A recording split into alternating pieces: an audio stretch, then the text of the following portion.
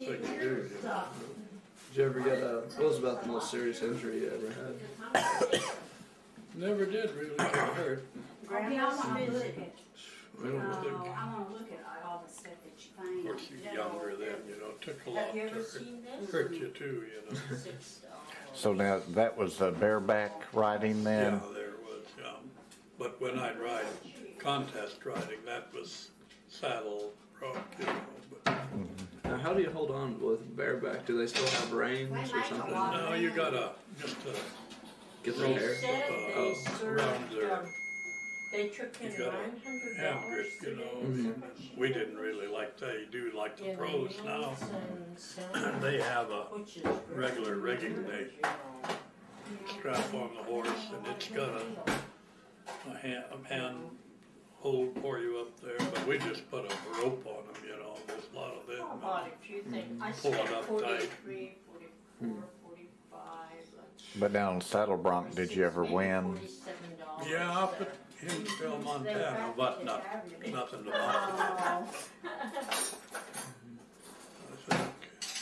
Let's see, Bron, have we still got some? Now, what about calf roping? Did you ever do calf roping then in the rodeo? Yeah, I never won nothing there, but I roped all right. But I didn't have too good a horse, you know. You need a one for that. Well, I can't believe that you could make cookies that fast. See, we had a whole bunch of wild horses up home, or right out our north pasture. And they weren't branded, and nobody really owned them, you know. But I wasn't smart enough, just a kid. I'd pick out the pretty ones, you know, like the sorrel with ball face and all that, stocking legs. No, I'm just going to have a cookie, Instead, it but I'm turned not out to having be no ice almost a cream. workhorse, you know, when it got a little bigger. And, Yeah. but if I'd have been watching a little closer for a better horse, you know. But so then you'd have to go ahead and break them then? Oh, yeah. But Ron, you want they a weren't branded or nothing. You know, what happened, I think it used to be like what happened in most cases, they'd turn out a bunch of workhorses or whatever, and they were done with them. I mean, it wouldn't, never gathered them up, and they were running, then they just running wild, and they'd have young ones. And so that's the way that worked. Where's your plate? I'll give you one. So you have to tell, you were telling us the other night about how they'd send you back home to school because of the skunks and everything? Oh, yeah. I got a lot of experience there. Instead of a lariat rope on my horse, I'd had me in the late fall of the year, I'd have me a clothesline wire. I'd leave a twisted together, and on the end I'd leave it just like this. And you can start winding that down while you find an old badger hole, and you can see where they drug this dry grass in, you know. And you twist that, and you'd get tight, and you pull it out, and it'd be just a bunch of grass. But then finally you'd tie onto one of them skunks, you know. And man, would they get you.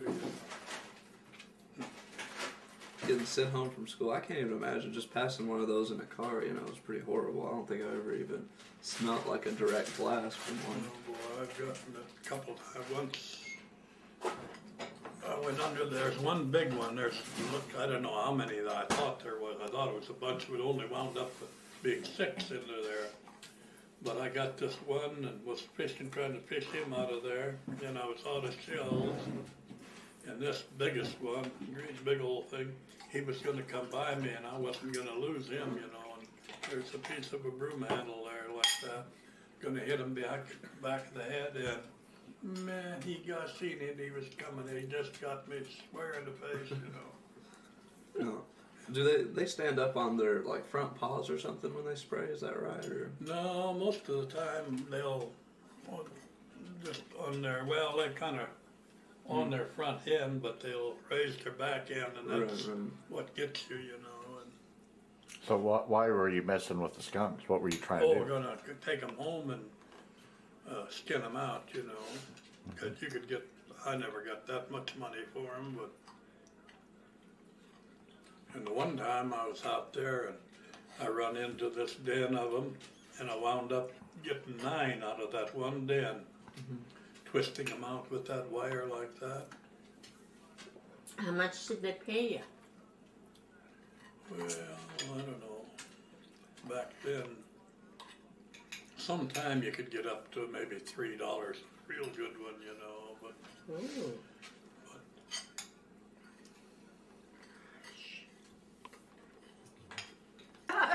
Like, were margaritas involved, or? No, No, no, we can't blame it on that. that was really good. A lot of fun. Yeah. What happened? So that's the first time you've ever had birthday celebrated at a Mexican restaurant? Yeah, they were supposed to do it in Williston, and they never came around. And 700 Miles took me up there for my birthday, and I don't know what happened, but they were supposed to come to the table and bring me ice cream, but they never showed up. So this is my first time. I liked it when they were clapping their hands, and they didn't sing, but what was it they were saying, you know? It was kind of a... It was Spanish, whatever. Oh. It was Spanish. I And they brought the big sombrero out for him. There were several guys that Yeah, came out. about 10 of them. And they were whistling and clapping and laughing. There you go. Yeah, you'll have to see those pictures. That was a good picture that you Yeah. emailed me today, Ron. Yeah, that was good. If y'all had more time, we could take it to like the Mexican dance club, you know, down in Lexington. Well, did you know that your grandmother loves to dance? I did Did not. you know that? I did not. She loves to dance, and she never gets to go, so you could take her dancing. You know what? We'd have to beat them off with sticks, Grandma. They're pretty persistent when it comes to the ladies. Oh. Do these senoritas.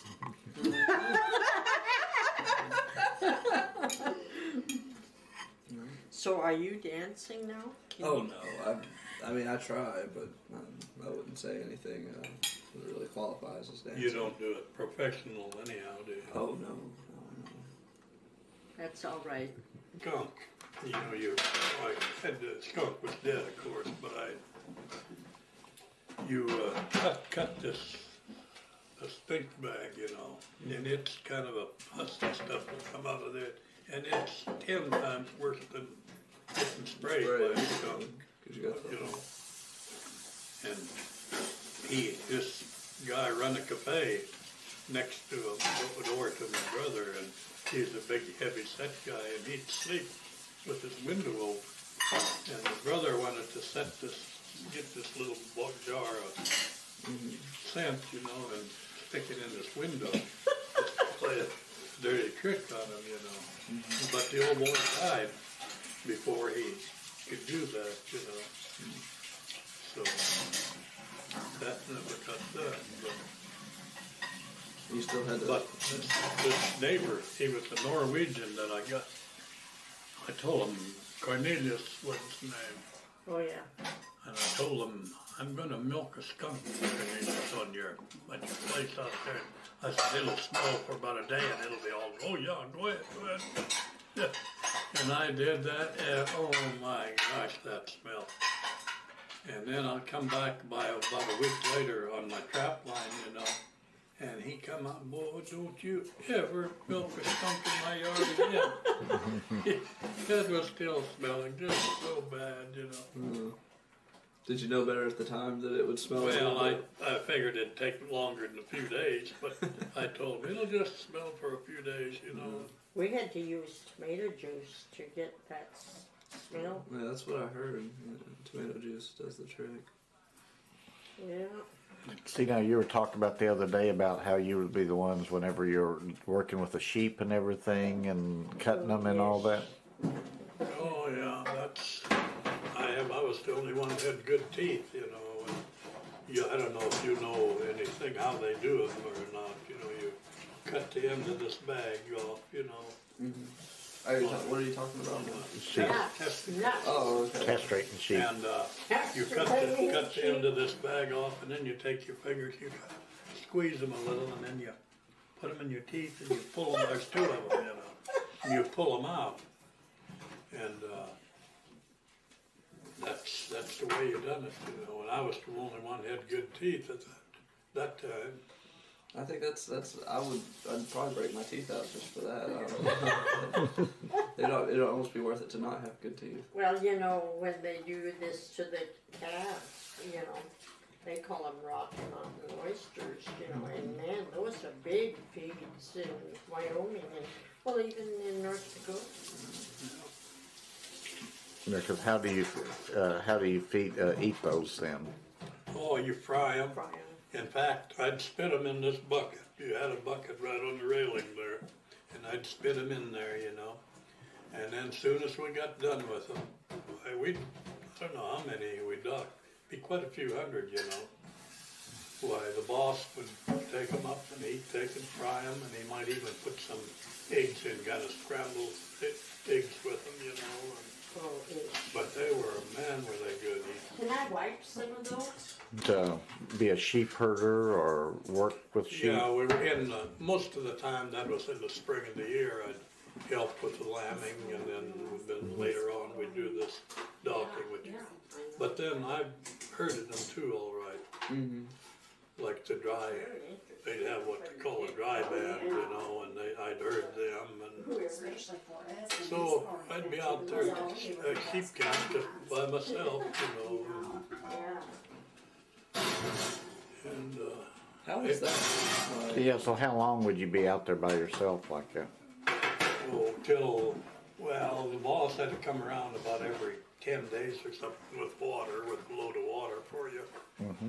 So you'd be out there, and then, but People worked harder back then, didn't they? So how many sheep did y'all have? And I remember one time was there some Indian guy that was sheep herder? oh yeah, him and I only did it one time in the winter time. We were going to winter them, you know.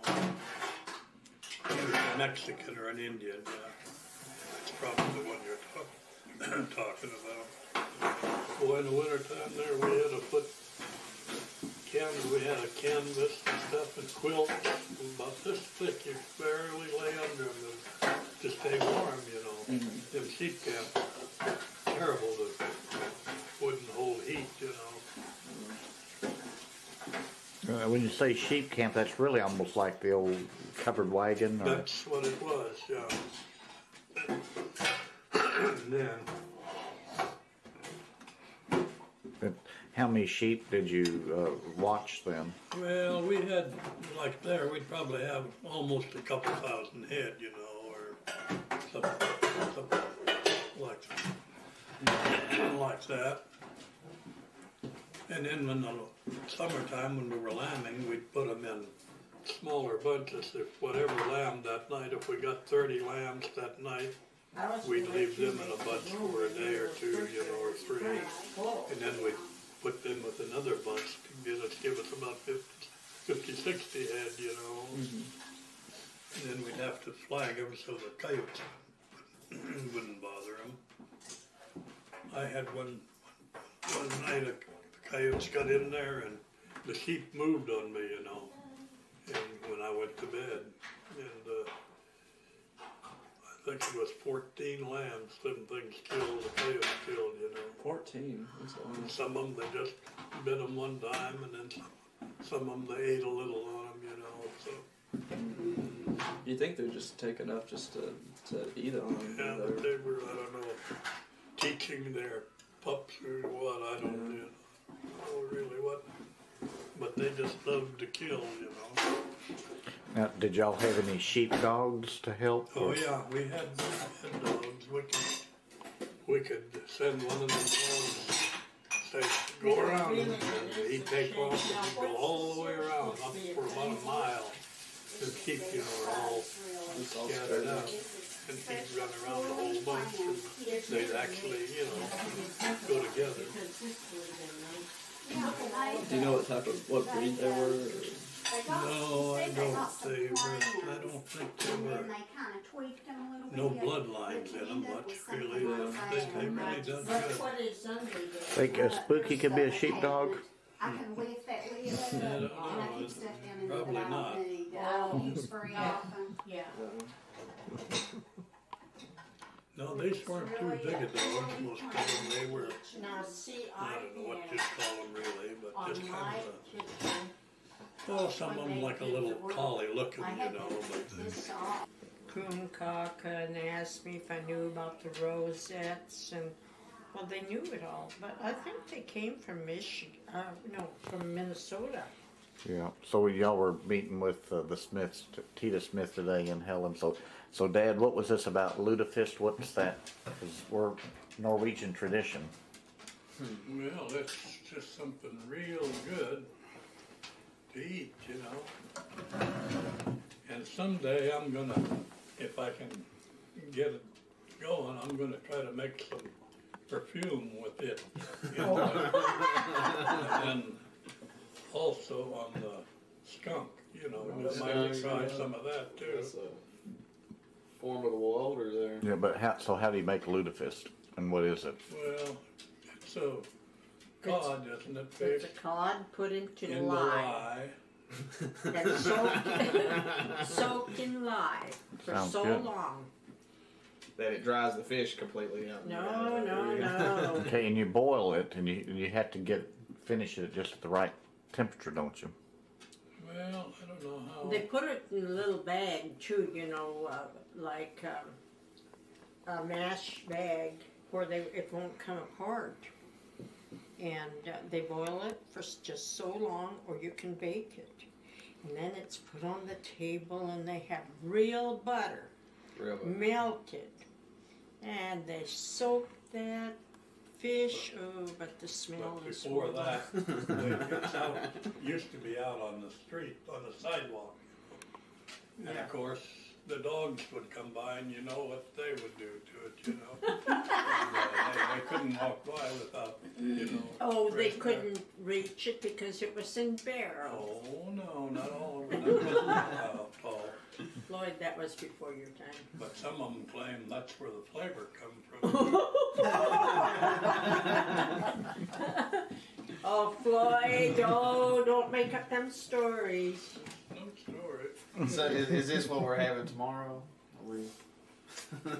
You leave the house. I'm sure I would. Okay. We're not gonna let Floyd cook. No. No. So then we have, and then you got left. That's, and of course, that is a wonderful tradition. Did you like it today, Paul? Yeah, it was really good. It's different than anything I'd ever had before. So, see, he had a And that's piece made of from that. potatoes.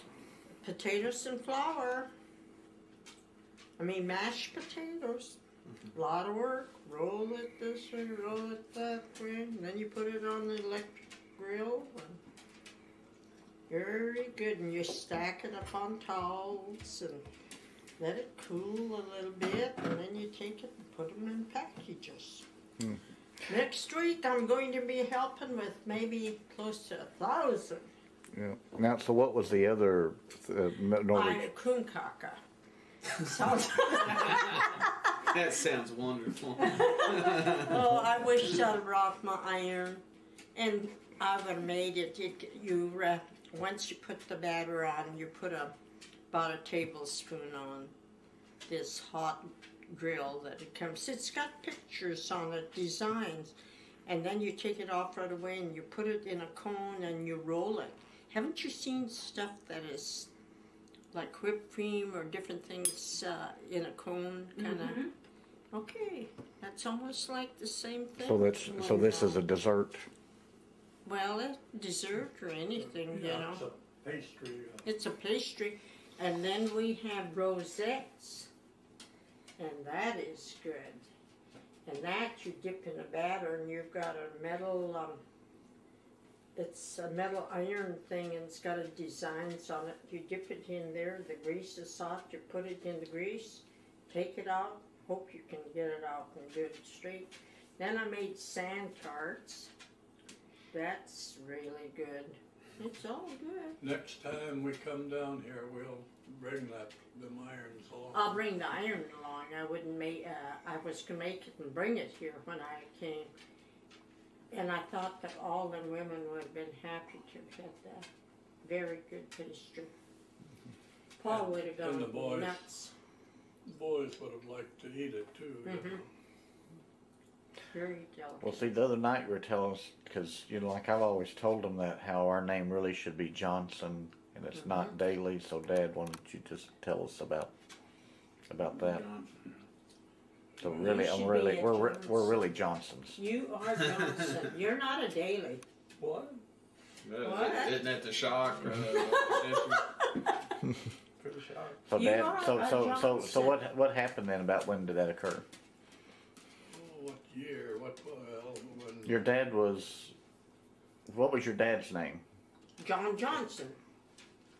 And well, shortly after he come over here, he couldn't keep his mail straight, you know. And there's about 4 or 5 John Johnsons, or you know, and in a little town, well, practically half the post office would be all Johnstone or Johnson, you know. So he changed it, but why he took Daley, nobody really don't seem to know that. But now that was so he changed his name from Johnson to Daley. That was before you were born, then. Right. Yeah, right, because I was one of the younger kids. But some of the older kids, were they?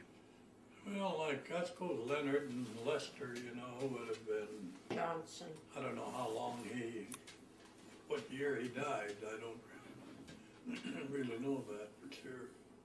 But now, where did so when you said whenever he came over here, so where did your dad come from? From Norway, Oslo, Oslo, Norway. You can figure out when he came because you're 82 and you were a little kid then. So maybe Yeah, but 75 years, 70. I don't know when. I don't know myself. Just of course, I suppose we couldn't find out. Like Mrs. Nelson, she's dead too. See, your dad died when you were about 12. Yeah. So. You didn't, no relatives from that you kept up with in Norway or anything like that? Not that I know of, but although his sister went over there a couple times, and of course she's dead now, so otherwise could have found out from her. Yeah, because she had a good mind. And she lived to be a pretty good age, up in the 80s, wasn't it, Yeah. I think? Mm-hmm. And then your mother's name was what? Rat. Right, yeah, there's still a lot of them up in North Dakota, you know. So we have Norwegian blood. You had a little of everything. You know. So your mom, so your mother, what background was she then? Well, she was German, I know, but what else? Was she any? She came, some of her ancestors came from Russia. There's that one place called, they got a book. It's very interesting. We don't have it. We tried to get it. But they've got a book on the history of his family.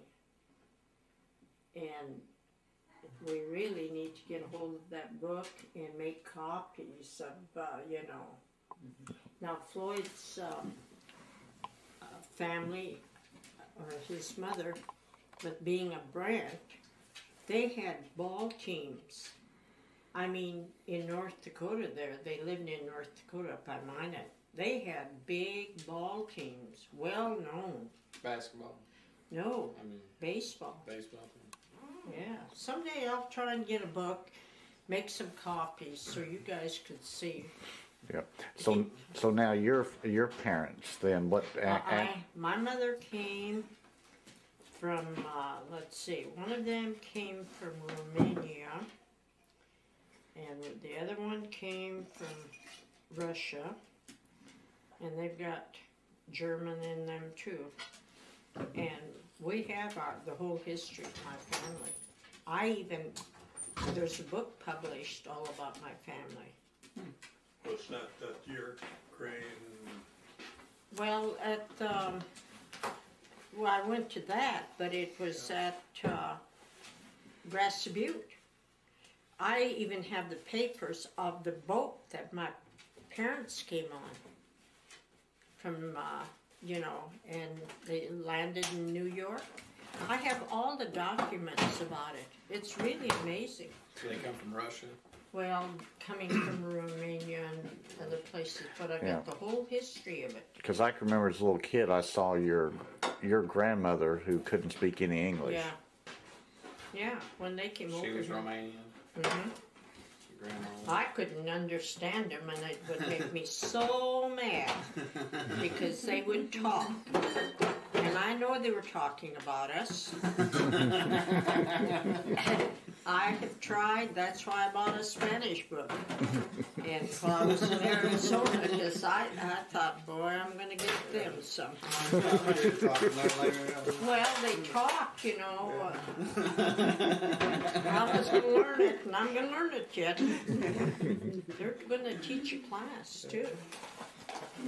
So if I wanted to just go back to really our native name, I could go get my name changed to I'm John. not changing mine. I'll tell you right now, I'm not changing mine. You could John, It's but you such like a lot of red tape and all that. You could be related to Jeff Johnson. Yeah. No, I'm not changing it again. Do it and they have a hyphen on it or something. Now, Deborah, we'll do this. Yeah, Ron called you then. Yeah, and told me that you had a baby boy. And told me how many pounds, it was 8 pounds something. Mm-hmm. And that it was so long, I don't know. 21 inches. Or something. 8 pounds, 8.1 pounds, 21 inches.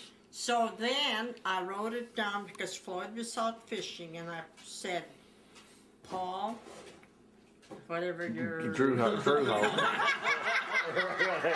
Whatever your name is. Oh, what's his name? Paul Drewhart or Drew whatever. Ho. Drew Ho. It looks like Drew Hawk, but... Yeah, and so I wrote it down on a piece of paper. I had it on the table. Floyd came home and said, oh, I wonder who that is. They had got a whopper. Because in North Dakota, if you catch a walleye or northern pike over so many 8 pounds, pounds or over. it's a whopper, and you get a whopper badge and all that. Yeah. So Floyd came home, and I wasn't home. I probably was working. And he saw that. Thought Paul was a fish, huh? Well, he said, well... And didn't he call up people or tell people? Yeah, and then he said to me, well... Who got the whopper? Who got the whopper? I Ron did. yeah. Ron Landed got the whopper. Landed him. So I told Floyd what it was. Matt and I are out here grilling a turkey. First time, well, not grilling, but deep frying a turkey. We've had to go outside to make sure it's nice and safe.